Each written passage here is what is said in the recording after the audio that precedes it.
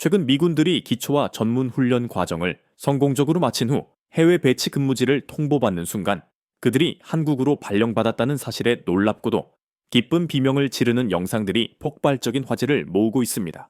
믿기 어려울 정도로 대한민국은 현재 미군들 사이에서 가장 선호하는 근무지 1순위로 자리매김했습니다. 한국은 단순한 후진국이 아닌 선진국 수준의 인프라와 높은 안전도를 자랑하며 급여 수준 또한 높은 매력적인 장소입니다. 특히 K컬처에 깊이 매료된 미국의 젊은 세대에게 한국은 그야말로 경이로운 나라로 인식되고 있으며 한국 배치 소식은 마치 축제와 같은 환영 분위기를 조성합니다.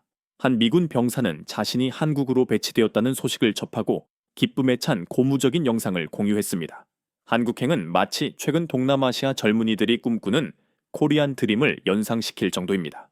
또 다른 여성 병사는 처음에는 슬픈 표정을 짓는 듯 하다가 이내 장난스럽게 기뻐하는 모습을 영상으로 올렸고 상사 라이언 제이 윌리엄스의 아내는 남편의 한국 배치 소식에 흥분을 감추지 못하고 침대 위에서 춤을 추는 모습을 담아 화제가 되었습니다.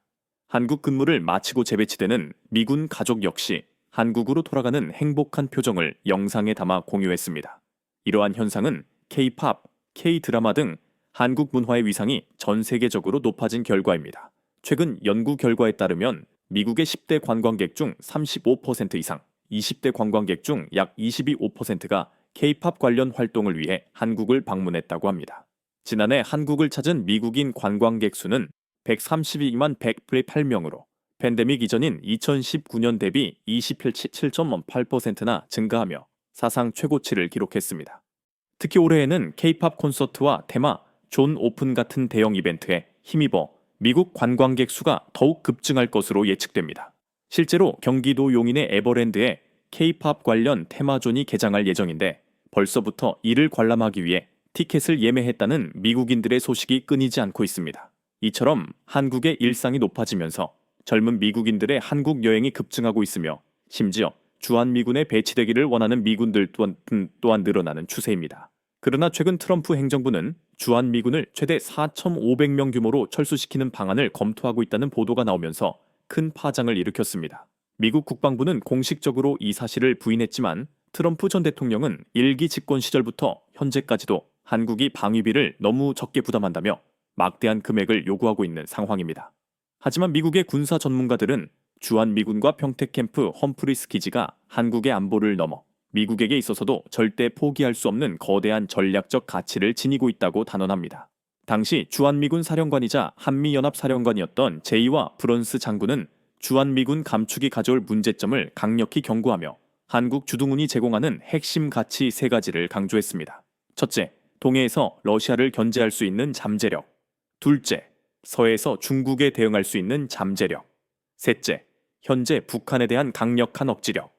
브런스 사령관은 주한미군 기지가 단순한 병력 주둔지를 넘어 재민투하를 넘어 접근성, 전진기지 역할, 지속적인 파트너십, 그리고 강력한 억지력의 기반이라고 역설했습니다. 더 나아가 브런스 사령관은 한국 안보에 대한 미국의 투자가 결국 미국의 이익으로 고스란히 돌아온다고 강조했습니다. 그는 미 하원에 제출한 서면 자료를 통해 한국의 경제적 기여가 미국 내 45만 개의 일자리를 지원했으며 한국과 미국에 걸쳐 진출한 2,200여 개 미국 기업을 뒷받침한다고 밝혔습니다. 군사적인 측면에서는 한국의 기여 덕분에 미국의 군사 지출이 18%나 절감되었다는 놀라운 사실도 공개했습니다. 한국은 매년 주한미군 기지 건설 수요를 위해 5억 달러 이상을 제공하며 미국의 군사 활동을 지원하는 한국인 노동력의 기여 또한 약 4억 달러 규모에 달합니다. 특히 평택에 위치한 캠프 험프리스 미군 기지는 북한뿐만 아니라 중국까지 견제할 수 있는 전략적 요충지이며 세계 최대 규모의 해외 미군 기지입니다. 전문가들은 한국이 아니었다면 미국은 이토록 완벽한 기지를 건설할 수 없었을 것이라고 평가합니다. 실제로 이 기지 건설에만 우리 돈으로 환산해 무려 16조 원, 120억 달러이 투입되었는데 해외 한 네티즌은 한국이 이탈리아나 스페인보다 더 부유한 나라이기에 이 거대한 시설 건설 비용의 99%를 감당할 수 있었다는 분석을 내놓기도 했습니다. 미국 CNN 방송조차 평택의 캠프 험프리스에 대한 특집 보도를 통해 그 놀라운 규모와 중요성을 집중 조명했습니다. 캠프 험프리스는 한국 문화와 미국 문화가 독특하게 혼합된 공간입니다. 이곳에는 록 콘서트가 열리고 컨베이어 벨트 위를 도는 크리스피 크림 도넛이 있으며 상사 라이언 제이 윌리엄스와 같은 가족들이 오하이오주 신시내티에서의 삶을 뒤로하고 새로운 보금자리를 마련한 곳입니다. 이곳은 아시아에서 육군의 가장 분주한 비행장이자 해외에서 가장 큰 미군 기지이며 북한으로부터 불과 약 60마일 떨어진 고도로 무장된 비무장지대 DMZD와의 운전 거리 내 위치해 있습니다. 윌리엄스 상사는 미군 IT 전문가로 한미연합의 중요한 군사 동맹을 지원하기 위해 이곳에 왔습니다. 그는 쌍둥이 자녀를 포함한 가족들을 돌보는 아빠 모듬에서 이 시간을 최대한 활용하려 노력합니다. 특히 그의 아내는 어린 시절 아버지를 따라 독일에 거주하며 문화적 경험을 했던 것처럼 자신의 아이들에게도 이러한 경험을 제공하는 것이 어머니로서 매우 중요하다고 말합니다. 기지 내부에는 텍사스 로드하우스, 볼링장, 골프 코스는 물론 이 지역에서 가장 큰 규모의 7월 4일 독립기념일 축제가 열리는 등 미국적인 요소도 풍부하게 갖춰져 있습니다. 한편 한국 정부는 자주 국방을 향한 강력한 의지를 표명하고 있습니다. 이재명 대통령은 자신의 페이스북을 통해 강력한 자주 국방의 길을 열겠다고 선언하며 외국 군대가 없으면 자주 국방이 불가능하다고 여기는 것은 비전적인 사고방식이라고 지적했습니다.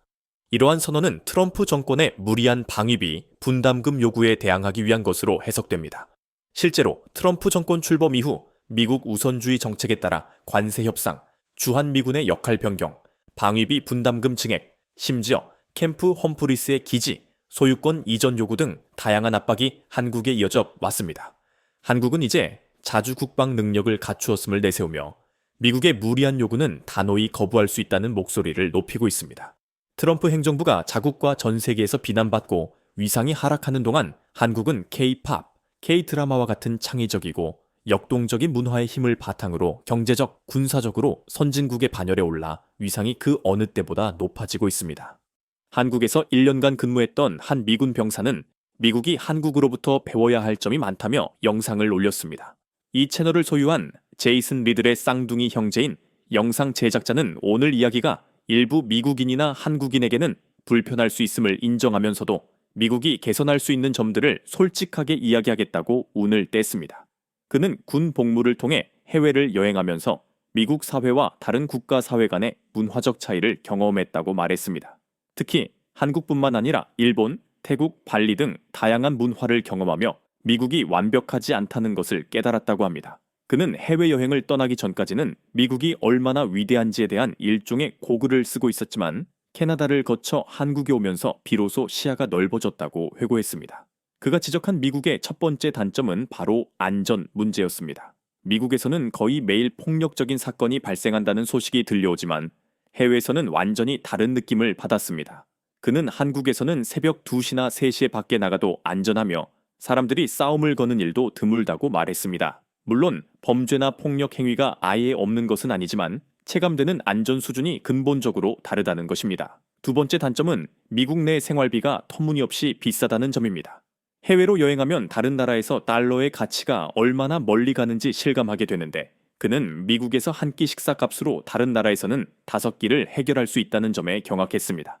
스위스 같은 비싼 유럽 국가를 제외하고 다른 나라에 가면 부자가 된 기분을 느낄 수 있으며 품질은 같거나 더 나은데도 가격은 현저히 낮다고 지적했습니다.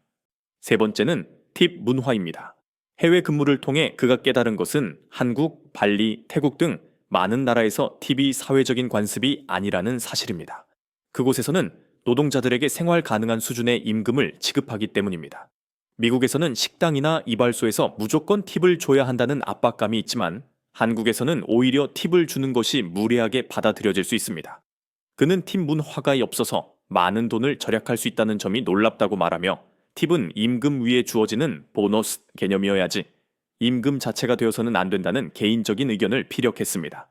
네 번째 단점은 미국 사회가 자동차 의존적이라는 점입니다. 한국에서는 대도시가 아닌 지역에서도 누군가 차가 없고 버스나 자전거에 의존한다고 말하면 미국에서는 흔히 돈이 없는 사람으로 치부되곤 합니다. 뉴욕, 시카고, LA 같은 대도시를 제외하면 이는 더욱 심합니다. 하지만 한국에서는 차가 없는 것이 완전히 정상적인 일이며 사람들은 거리낌 없이 버스나 지하철을 이용하자고 말합니다. 그는 한국의 대중교통 시스템이 효율적이고 일상적이라는 점에 크게 감명받았습니다. 이 영상에 달린 댓글에서도 한 미군은 이번 주에 드디어 험프리스에 도착했는데 한국은 정말 문화가 다르다. 사람들이 너무 친절하고 잘 대해준다며 긍정적인 경험을 공유했습니다. 이처럼 주한 미군 기지의 전략적 가치와 한국의 높아진 위상이 교차하는 가운데 한국의 자주 국방 움직임은 더욱 가속화되고 있습니다. 이재명 대통령은 지난 25일 뉴욕 맨해튼 월스트리트의 뉴욕 증권거래소를 방문해 개장종을 치며 주식거래 시작을 알리는 이례적인 행보를 보였습니다. 이곳에서 대한민국 투자 서밋이 개최되었고 이 대통령은 해외 투자자들을 대상으로 한국 경제 및 주식시장에 대한 투자 유치 활동을 직접 진행했습니다. 한국 대통령이 월가에서 투자 설명회를 연 것은 이번이 처음이며 제인 프레이저 시티그룹 회장, 골드만삭스의 마크 나움만 사장, JP모건의 메리 에르도스 최고 경영자 등 월가 금융계의 거물 22여 명이 참석해 뜨거운 환호를 보냈습니다. 이 대통령은 이 자리에서 한국에 대한 투자를 권유하며 4가지 개혁 방안을 제시했습니다. 첫째, 불공정 거래 척결을 통한 시장 투명성 제고. 둘째, 기업 의사결정 구조의 합리화. 셋째, 한반도의 지정학적 리스크 해소. 넷째, 확장 재정 정책을 통한 적극적인 신사업 육성 정책 실시였습니다. 이 4가지 방안 중에서도 이 대통령이 가장 강조한 것은 한반도 지정학적 리스크 해소였습니다. 그는 한국 증시가 남북의 군사적 대치로 인한 불안정성 탓에 저평가되고 있으며 이는 저개발 단계 국가들의 PBR 주가 순자산 비율이나 PER 주가 수익 비율보다 훨씬 낮은 수준이라고 지적했습니다. 이 대통령은 이러한 지정학적 리스크를 확실히 해소하고 주가 조작 같은 시장의 불투명성에 대해 가혹할 정도로 엄정하게 대응하여 코리아 디스카운트를 해소하고 코리아 프리미엄 시대를 열겠다고 강력히 천명했습니다. 더 나아가 이 대통령은 대한민국의 군사력이 주한미군 전력을 제외하고도 자체 군사력 수준이 세계 5위라는 점을 강조하며 북한의 1년 국내 총생산 GDP보다 대한민국의 현재 국방비가 1.5배에 가깝다고 자신감을 드러냈습니다. 한국은 이미 막강한 국방산업 능력을 갖추고 있으며 트럼프 대통령의 요청과 관계없이도 자체 국방력 강화를 위해 국방비 지출을 대폭 늘릴 계획이라고 밝혔습니다. 이는 트럼프 미국 대통령이 동맹국들에게 강압적으로 투자금을 요구하거나 돈을 뜯어내려 하는 상황 속에서 한국은 대통령 주도로 정부와 기업이 합력하여 투자를 유치하려는 능동적인 행보를 보이는 것과 대비됩니다. 최근 트럼프 대통령이 한국의 대미 투자금 3,500억 달러를 선불로 못 박았으며 러스틴 미국 사무장관은 이를 일본 수준인 5,500억 달러로 더 늘리라고 압박하고 있다는 보도가 나오기도 했습니다. 그러나 월스트리트 저널이 백악관 관계자에게 사실을 확인한 결과 미국이 합의된 내용에서 벗어나는 극적인 요구는 하지 않고 있다고 전했으며 한국산업통상자원부 역시 러트닉 장관으로부터 5,500억 달러 투자를 요청받은 사실이 없다고 밝혔습니다. 이는 전형적인 트럼프식 언론 플레이로 협상에서 유리한 지점을 선점하려는 행동으로 해석되고 있으며 한국의 만만치 않은 방역이 이러한 압박 전술을 불러왔다는 분석입니다. 이 대통령이 UN 참석차 뉴욕으로 떠나기 전 자유적 자주국방이라는 과거에 사용하지 않던 강력한 표현을 사용한 배경에는 지난 고위급 회담 초기에 나온 미국의 국가국방전략서 문서 때문인 것으로 전문가들은 보고 있습니다. 이 문서는 동맹국들에게 한국이 더 큰 군사적 책임을 맡고 방위비 분담금을 더 많이 부담하도록 압박할 것으로 예상했습니다.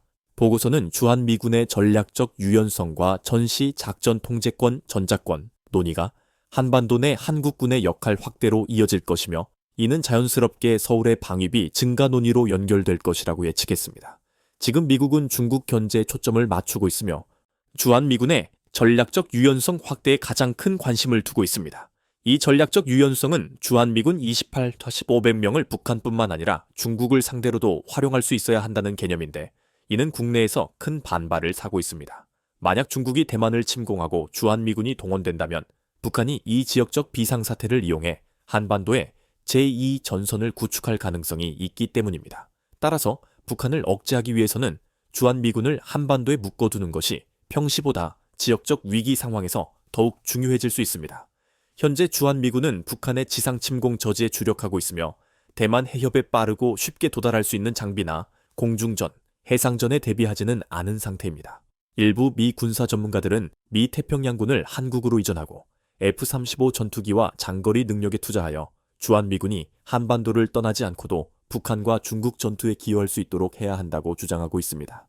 결국 트럼프 전 대통령은 방위비 분담금을 크게 증액하지 않으면 주한미군을 철수시키겠다고 공언했지만 현재 미국의 입장에서 주한미군과 캠프 험프리스 기지의 전략적 위치는 절대 포기할 수 없을 만큼 중요합니다.